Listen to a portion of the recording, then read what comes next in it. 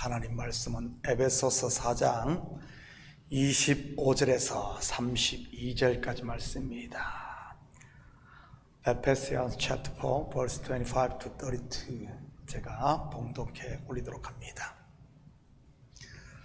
그런즉 거짓을 버리고 각각 그 이웃과 더불어 참된 것을 말하라. 이는 우리가 서로 지체가 됨이라. 분을 내어도 죄를 짓지 말며 해가 지도록 분을 품지 말고 마귀에게 틈을 주지 말라. 도둑질하는 자는 다시 도둑질하지 말고 돌이켜 가난한 자에게 구제할 수 있도록 자기 손으로 수고하여 선한 일을 하라.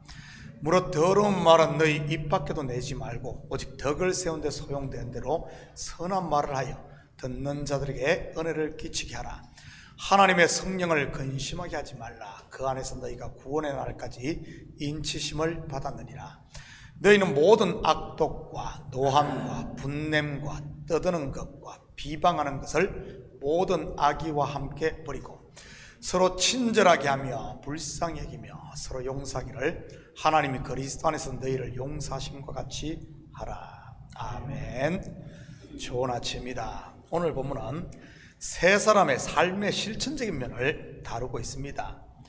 어제 새벽 말씀이 세 사람에 대한 총론이라면 오늘 본문은 강론인 셈이지요. 그런데 얼핏 보면 초등학생 용어로 하면 바른 생활, 중고등부 언어로 하면 도덕과 비슷해 보입니다. 그런데 세상적 도덕과는 달리 가장 강조점을 두는 것이 무엇인 줄 아십니까? 세 사람을 입은 성도의 생활에서 말이지요. 바로 언어 곧 말인 것입니다. 거짓, 참된 것을 말하며 분, 더러운 말, 선한 말, 떠드는 것, 비방 전부 협, 곧 말과 연결된 겁니다. 여러분, 하나님께서 천지를 무엇으로 창조하셨습니까? 말씀입니다. 그렇다면 아담과 하와 곧 인류를 타락시킨 것은요, 그 또한 말, 곧 거짓인 것입니다. 하늘에까지 탑을 쌓아 자기의 이름을 내리고 했던 인생들의 결국이 뭐죠? 바벨탑을 쌓은 사람들 말이지. 언어의 혼잡, 곧 말입니다. 오순절 성령이 강림하시자 나타난 첫 번째 현상은요, 이 또한 말, 곧 모두가 알아듣는 방언인 것입니다. 이것은 무엇을 말하는 것이겠습니까? 말이 그만큼 중요하다는 것 아니겠어요? 교회 분란의 원인도 알고 보면 이 말인 것이고요. 말은 말인데 연합시키는 말이 아닌 이간시키는 말, 참이 아닌 거짓말이지. 성도의 신앙생활, 이 말이 좌우한다고 해도 과언이 아닌 것입니다. 하나님의 말씀이 속에 충만하게 쌓이면 살리는 말이 나오고 내 욕심이 충만하면 이 입에서 죽이는 말이 나오니까요. 오늘은 그리스도를 본받는 세 사람의 삶에 대해 구체적으로 살펴보도록 하겠습니다. 25절입니다. 그런즉 거짓을 버리고 각각 그 이웃과 더불어 참된 것을 말하라. 이는 우리가 서로 지체가 됨이라. 여러분, 성도가 내가 거짓말을 해야지 하고 거짓말하는 사람은 아마 별로 없을 것입니다. 그렇지 않겠어요? 처음부터 작정을 하고 거짓말을 하는 분들 말이지. 사기꾼이나 장사하러 온 사람이 아니라면 누가 그러겠어요? 그래도 성도인데 말이지. 그런데도 왜 사도 바울은 세 사람의 삶을 권면하면서 가장 먼저 이 거짓을 버리라고 한 것이겠습니까? 분명 교회 안에 알게 모르게 거짓이 난무하기 때문 아니겠어요? 그렇다면 여기서 말하는 거짓은 무엇을 말하는 것이겠습니까? 자기는 옳다고 생각하는데 사실은 옳지 않은 것을 말하는 것 아니겠습니까? 일명 자기도 속아서 하는 말들 말이지. 왜 이런 일들이 생기는 것이겠습니까? 바로 마귀에게 속아서 그런 것 아니겠습니까? 미혹되어서 말이지. 그리고 이렇게 미혹된 속은 사람이 하는 말을 분별하지 못하고 앵무새처럼 따라하다 보니 그런 것이고요. 어떤 경우에 이런 일이 생깁니까? 바로 내 속에 불만이나 원망이 있을 때인 겁니다. 그것을 누군가 부추겨주면 당신이 맞아 하면 순간 이성을 잃어버리는 것 말입니다. 그리고는 자기가 하는 말이 거짓말인지도 모르고 그냥 말하고 다니는 것 말이지. 바로 마귀의 앞잡이 노릇하는 것 말입니다. 누가 주로 이런 말에 쉽게 넘어가는 줄 아십니까? 소위 외돌토리들 아니면 독불장군인 것입니다. 공동체와 연합되어 있지 못한 사람들, 하나님의 말씀과 연합되어 있지 못한 이런 사람들 말이지. 사단의 공격 대상 1호도 바로 교회 공동체에서 떨어져 있는 성도들인 것이고요. 동물의 왕국을 보면 사자가 어떻게 먹잇감을 사냥하던가요? 어르릉 하고 뛰쳐나가면 무리에서 떨어지는 뒤쳐져진 바로 그게 먹잇감 아니던가요? 그래서 마귀를 우는 사자처럼 삼킬 자를 찾는다고 사도 바울은 묘사를 했던 것이고요. 반면 공동체와 하나 된 지체는 어떤 줄 아십니까? 어떤 말을 들으면 바로 몸과 머리를 통해 연결되어 있기 때문에, 그리고 그 다른 지체들과 연결되어 있기 때문에 그것이 참인지 거짓인지 금방 분별이 되는 것입니다. 마치 요즘 인터넷이 모든 지식과 연결되어 있잖아요. 누가 무슨 소리를 한다? 바로 구글 검색을 치면은 그 진위가 다 드러나잖아요. 인공지능인 챗GPT는 더 쉽고 간편하게 그냥 확인이 돼버리고요. 어떻게 이것이 가능합니까? 바로 온라인으로 슈퍼컴퓨터와 연결되어 있기 때문인 것입니다. 왜 사도 바울이 지금까지 교회 공동체의 하나됨을 강조한 것이겠습니까? 바로 이런 이유 아니겠어요? 연결되어 있는, 머리와 연결되어 있고 목사님이 전하는 말씀과 연결되어 있고 지체들과 연결되어 있으면 샥 그냥 구분이 되는 겁니다. 그런데 혼자 동떨어져서 따로 생각하니까 분별을 못하는 것이지, 그냥 속아 넘어가는 겁니다. 사자의 밥이 되는 것이지. 그렇다면 어떻게 거짓을 버립니까? 거짓말 안 해야지 한다고 됩니까? 여러분, 그런다고 되는 것 아닙니다. 나는 옳은 소리 한다고 하는데 거짓이 돼버리니까요. 바로 나를 부인함으로 공동체와 하나 되는 것이 비결인 것입니다. 그러면 그리스도와 연결되고, 몸을 통해 각 지체와 연결되고, 목사와 연결되고, 하나님의 말씀과 연결되니 누가 뭔 말하면 그냥 싹 분별이 되는 것이요. 인터넷 검색하면 싹 그냥 다 나오듯이 말입니다. 그렇게 될 때 오해가 아닌 이해가 되어지는 것이고요. 우리 몸을 상상해 보시기 바랍니다. 눈이 손에게 거짓말할 수 있을까요? 연결되었는데 어떻게 거짓말이 됩니까? 손이 발에게 거짓말을 할 수 있습니까? 머리를 통해 다 아는데 거짓말이 나올 수가 없죠. 그런데 눈과 손이 떨어져 있으면 어떻습니까? 얼마든지 가능한 겁니다. 저는 우리 식구들이 혼자만 잘났고 혼자만 의롭다는 생각은 이제는 꿈에도 하지 마시기를 바랍니다.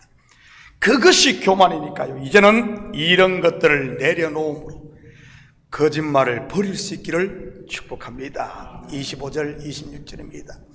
분을 내어도 죄를 짓지 말며 해가 지도록 분을 품지 말고 마귀에게 틈을 주지 말라. 분을 내어도, 그러니까 분은 내도 되는갑다. 아니요, 그거 아닙니다.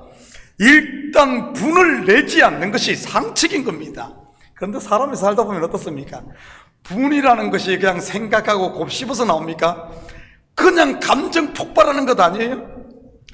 그런데 그 분을 계속 품고 있으면 어떻게 됩니까? 바로 마귀가 틈을 타게 되는 겁니다. 마치 에덴 동산에서 하와의 마음에 욕심을 계속 품고 있으니 뱀이 찾아와 틈을 탔듯이 말이지. 물론 그 결과는 죄를 짓는 것이고요. 여러분, 해가 지도록 분을 품지 말고라고 했는데 해가 지는 정도가 아니라 달이 지고 한 해가 지나도록 그 분을 품고 있으면 어떻게 되겠습니까? 이것은 마귀에게 틈을 주는 정도가 아니라 마귀의 밥이 되고 마는 것이지요. 단순히 마귀의 밥만 되겠습니까? 마귀가 사람인지 사람이 마귀인지 분별이 되지 않는 것이지. 여러분 속에 분이 있습니까? 해가 지기 전에 십자가 앞에 엎드리시기를 축복합니다. 그 분 풀겠다고 사람 찾아다니지 마시고요. 사람들에게 그 분 풀어버리면 어떻게 되겠어요? 그 사람도 같이 죽는 것입니다. 복음을 전해야 할 성도가 저주를 선포하고 다니는 꼴이 되고 마니까요. 28절입니다. 도둑질하는 자는 다시 도둑질하지 말고 돌이켜 가난한 자에게 구제할 수 있도록 자기 손으로 수고하여 선한 일을 하라. 요즘은 도둑질 하라고 해도 잘 안 하는 것 같아요. 하도 풍족하고 넘쳐서 말이지. 예전에 교회에서 많은 것을 도둑맞았습니다. 우리 한국교회 있을 때도 악기도 도둑맞고 전자기기도 도둑맞고 말이지요. 그런 것들 얼마나 비쌌습니까? 그런데 요즘은 어떻습니까? 가져가라고 해도 안 가져갑니다. 우리 교회도 얼마나 많은 스피커들이 뒤에 쌓여 있었습니까? 살 때는 꽤 비싸게 주고 샀을 텐데 작년에 남성교회에서 교회 대청소를 하며 전부 갖다 버렸습니다. 그것도 돈 주고 말이지요. 그뿐입니까? 의자나 철진한 악기들도 다 돈 주고 버렸어요. 돈 주고. 그렇다면 이 말은 지금 우리와는 상관이 없는 권면일까요? 아닙니다. 왜냐하면 물건만 훔쳐가는 것이 도둑질은 아니니까요. 요즘은 어떻습니까? 남의 지적 재산을 무단으로 사용하는 것 도둑질 아닙니까? 그렇다면 현대교회에서 가장 흔하게 일어나는 도둑질은 무엇이겠습니까? 자기 손으로 하지 않은 것을 마치 자기가 한 것처럼 자랑하는 것 아니겠어요? 대표적인 것이 구원인 것이고요. 하나님께서 독생자의 값을 치르고 이룬 구원, 우리에게 선물로 주셨는데 마치 내가 취한 것처럼 생각하는 것들 말입니다. 하나님의 것을 도둑질하는 것이죠. 물론 이것은 다른 사람을 정죄하는 모습으로 나타나는 것이고요. 또 뭐가 있습니까? 은사나 직분도 마찬가지인 것입니다. 직분을 마치 계급으로 생각하고 의시된다면 그 또한 하나님 것을 도둑질하는 것이요, 은사도 마찬가지인 것입니다. 교회에서 터줏대감 노릇하려고 하는 것, 주인 노릇하려고 하는 것, 영적인 도둑질이 아니고 뭐겠습니까? 예수 그리스도의 핏값으로 산 하나님의 교회를 자기 것으로 착각하니 말이지.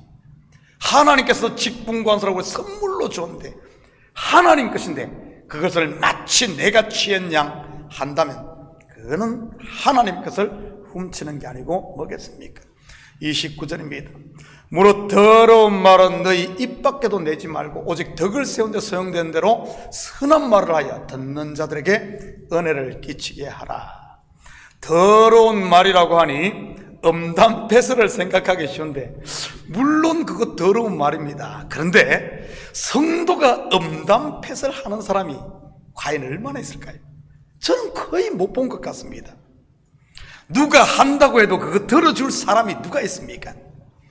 그렇다면 성도들에게 가장 많이 나오는 더러운 말이 무엇이겠습니까?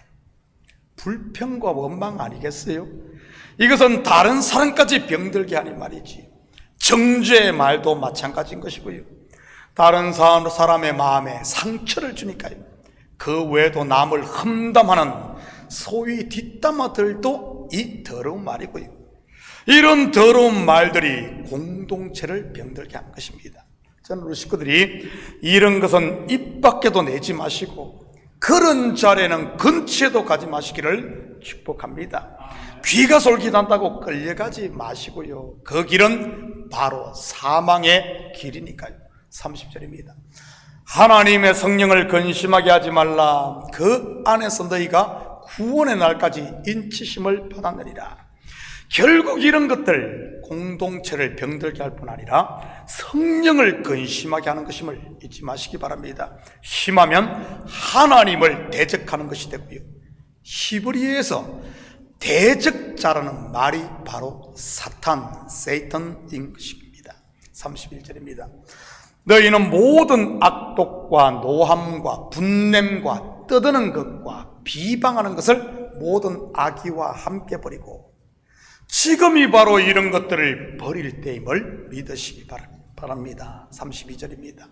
서로 친절하게 하며 불쌍히 여기며 서로 용서하기를 하나님이 그리스도 안에서 너희를 용서하신 것 같이 하라. 모두가 아멘 할 수 있기를 축복합니다. 사랑하는 성도 여러분, 오늘 하루도 버릴 것은 이제 과감히 버리시고 취할 것은 취해 하나님의 은혜를 입은 새 사람으로서 새 사람에 맞는 옷을 입고 사는 이런 복된 하루 되기를 예수님의 이름으로 축복합니다. 같이 기도합니다. 사랑의 아버지 하나님, 참으로 감사를 드립니다. 예수 그리스도의 보혈의 피 공로로 우리를 새 사람 만드시고 이제는 새 사람의 옷을 입고 살기를 원하시는 하나님, 아직도 누더기와 같은 옛사람의 옷이 있다면 과감히 벗어버리고 먼저는 아버지 하나님 공동체와 연합됨으로, 나를 부인하고 공동체와 연합됨으로 이제는 거짓에 속아 사는 것이 아니라 진리 가운데 거하게 하시고 아버지 하나님 서로 사랑하며 용서하며 품는 참된 아버지 하나님 성도의 삶을 살아갈 수 있도록 도와주시옵소서. 감사드리며 예수님의 이름으로 기도드립니다. 아멘.